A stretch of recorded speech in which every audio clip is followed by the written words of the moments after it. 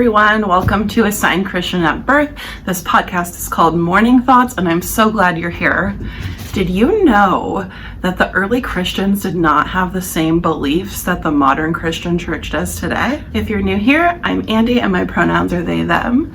Today on the pod, we're talking about early Christian sects that your evangelical pastor probably has not told you about. If you were raised anything like me, the canon of the Christian Bible was just a given. It was a linear narrative covering the origins of God's chosen people and his son who sacrificed himself for everyone's sins. I always conceived of Christianity as started by Jesus, spread by Paul, and passed down through the ages unchanging. That's pretty much the rhetoric of how it's taught in Christian school and in non-denominational evangelical church. As I began my deconstruction process, I knew that the majority of my previously indoctrinated fundamentalist beliefs were not true, but I didn't really know what the truth was, and I've been uncovering those the more that I study these topics. Most recently, you've heard me talk about it on the pod quite a lot. I finished Jesus Interrupted by Bart Ehrman. I know I've been plugging the heck out of it, but it's for good reason. It is really worth your time and will absolutely help speed you along in your deconstruction process. Ehrman writes that about 150 years after Jesus' death, there was a vast array of Christian sects that claimed to represent the original views of Jesus and his disciples while holding various and diverse perspectives about the faith. So today we're going to talk about just who were these groups. The first group I'm going to cover is the Ebionites. This group was made up of Jewish folks who had converted to Christianity and who believed in maintaining their Jewishness even while following this new religion. They insisted on the need to continue to follow the law given by God to Moses. However, they did believe that Jesus was the Messiah who God sent to save the world. They were Jewish monotheists who did not believe in the divinity of Jesus, but they saw him as a righteous man who was adopted by God to become his son. Not that he always had been from before creation or from birth. They saw Jesus as becoming adopted by God, usually at his death. That was the most common view on that. They had a collection of sacred books that included a gospel that looks very much like the Gospel of Matthew, but not exactly the same. It does not have the first two chapters that cover the virgin birth because they did not believe in that. In the book, Ehrman writes that the Ebionites almost certainly claimed to be the spiritual descendants of these first followers, and like them, understood that faith in Jesus did not entail a break with Judaism, but the proper interpretation of it, the religion revealed to Moses by God on Mount Sinai. He goes on to explain that some scholars believe that the Ebionites held views like those first followers of Jesus, such as Peter and James, who in particular preached the ongoing validity of the Jewish law for all followers of Jesus. Both James and the Ebionites even believed that if a Gentile man converted to the faith, he needed to get circumcised, which is why you see Paul railing against that in his writings. As Ehrman says, for Paul, doing what the law required could not put a person into right standing with God, and trying to keep the law was pointless when it came to salvation. Ultimately, Paul's views did win out on this, but the Ebionite view was a prevailing argument for decades in the early church. Before we move on to that second group of controversial Christians, please take a hot second to hit that like button down below.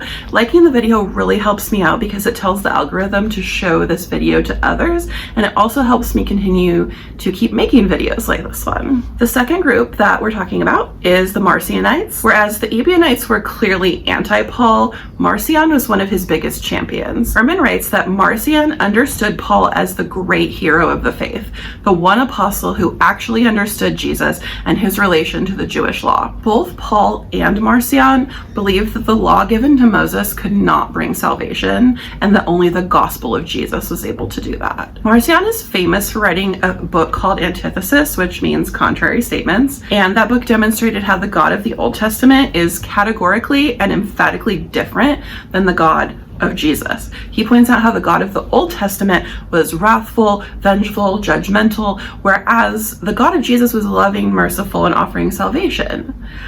Due to how different these two ideas of God are portrayed in Christian scriptures, Marcion concluded that there had to be actually two gods, the God of the Old Testament and the God of Jesus. He also believed that Jesus was fully divine and only appeared to be a human. He also insisted that those who follow Jesus should not associate with Jews or Judaism. Cool. Anti-Semitism is real. Marcion collected his own canon of sacred books, which included 10 letters of Paul he had access to at the time, plus a version of the Gospel of Luke, not the version we have today. Marcion did find these texts to be problematic because he believed they were compromised due to scribes adding references to the Old Testament God, because he believed they didn't understand the true gospel, and that's why he thought they were conflating the two into one being. In the end, he ended up producing his own version of scripture that included 11 books or texts that had no reference to the Tanakh or the Jewish scriptures. The next group we're going to talk about are the Gnostics. These are the ones that I feel like are probably the most well-known. I think these are the ones that had something to do with the Da Vinci Code. I never read that or saw it, but I do believe this is the group that people in pop culture and widely kind of know about. The one thing I did learn that was new is that there wasn't just one group of Gnostics. There were likely multiple groups of them with varying ideas and tenets that they held to be true, which kind of just sounds like all of the different Christian denominations today to me, but what do I know? Just kidding, I actually know a lot. They were called Gnostics after the Greek word gnosis, which means knowledge. This is because they believed it was knowledge, not faith, that was going to bring them salvation. What knowledge specifically, though? Ehrman describes it as knowledge of how the world came into existence, and yet more important, of who you really are. Specifically, you need to know who you are, where you came from, how you got here, and how you can return. The beliefs of these Gnostic groups were all centered around the idea that we come from a heavenly realm and have been trapped here within the evil confines of our human bodies. In order to learn how to escape our bodies,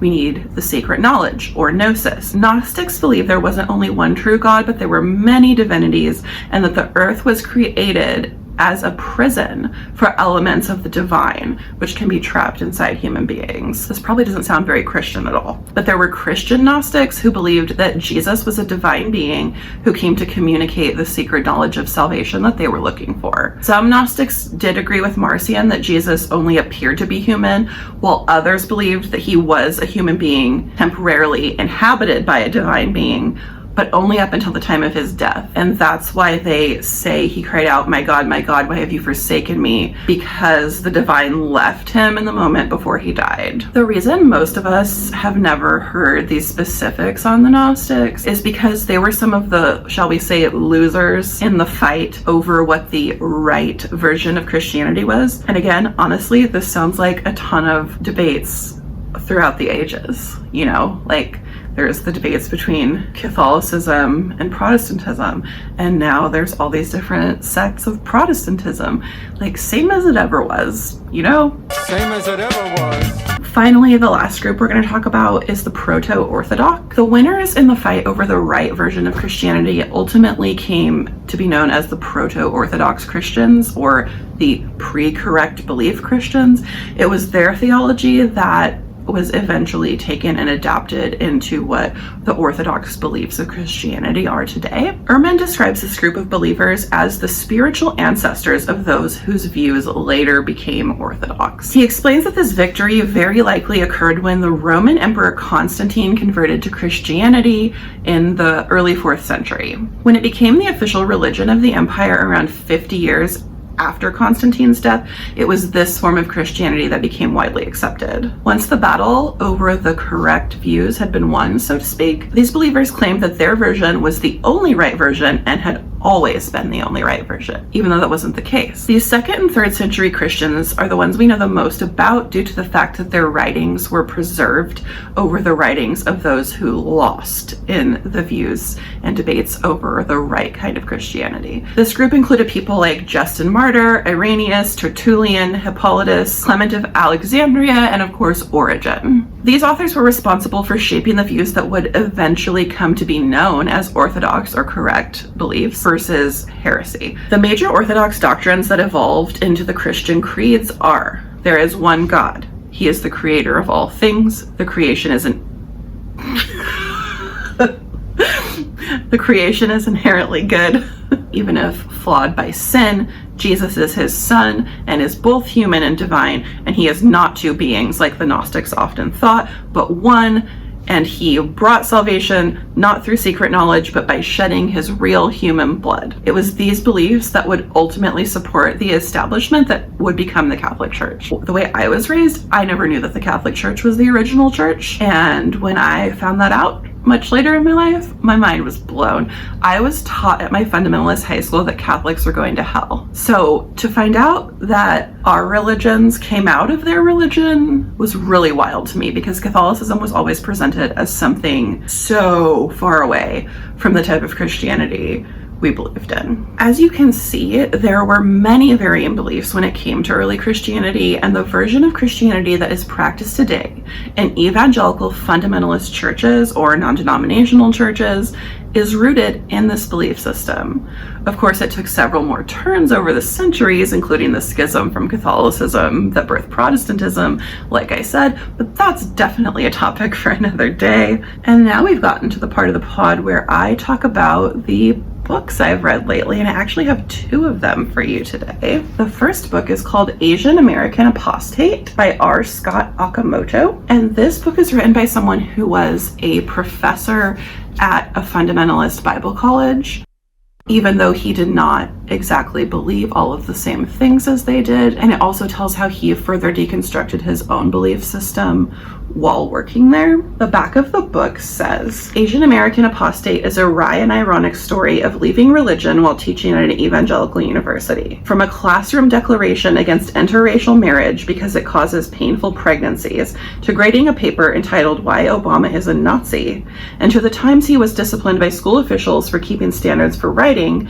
you'll get the inside story of how America's evangelical schools encourage not a life of the mind, but of white cultural power. Scott never actually says what university he worked at, but because I went to Bible college for a couple years. I was deeply entrenched in evangelical fundamentalism, and also I, was born here in Southern California. Even when I didn't live here, I was visiting here all the time. I know all the Christian schools here. It's very easy for me to figure out what school he taught at. I'm not going to say it because obviously he didn't say it for a reason, but he worked at a very prominent evangelical school in Southern California. This book is amazing. I highly recommend it. It also comes recommended by Bradley Onishi, who's the host of Straight White American Jesus. He also wrote the book Preparing for War, which is about Christian nationalism and how January 6th ties into that. Recommend that book too. I want to read a quick excerpt from this book towards the end when Scott starts talking about Trump. He says, business and capitalism are spiritual fruit in evangelical spaces. But capitalism is really a death cult, we know this. And Trump is an archangel. In addition to criminalizing gay people's very existence and the healthy sexual identities and practices of everyone, the most important value of evangelicals is money. Money justifies every racist, sexist, homophobic, xenophobic word or action an evangelical has. I'm not saying money forgives actions motivated by these ideas. I'm saying it pays for them. From my view, money and the drive to attain it is at the root of every base instinct of a fundamentalist evangelical today. Check this book out. You will not be disappointed. The other book I just finished is this behemoth Bible-sized book, A People's History of the United States by Howard Zinn. I think everybody's probably at least heard of this book if you haven't read any of it. I had read parts of it over the years, but I had never sat down and read the entire thing. I kind of tackled this along with all the other books I was reading. I kind of read like a chapter of this a day or more if I was like super into it, which sometimes I was. This book, we talk a lot today about how history is written by the conquerors. This book is written for the people. This talks about labor movements. It talks about non-white stories. It talks about fair wages, child labor laws, grassroots movements to affect change in this country. It covers Christopher Columbus's arrival through Bill Clinton's presidency, because this was written like right around the year 2000. I don't even have words. I had never taken a history class at a non-fundamentalist institution. When I was in my undergrad, I got to take a world literature class that counted as my history credit for gen eds. So I've literally never taken a history class in a secular institution, and this book was mind-blowing.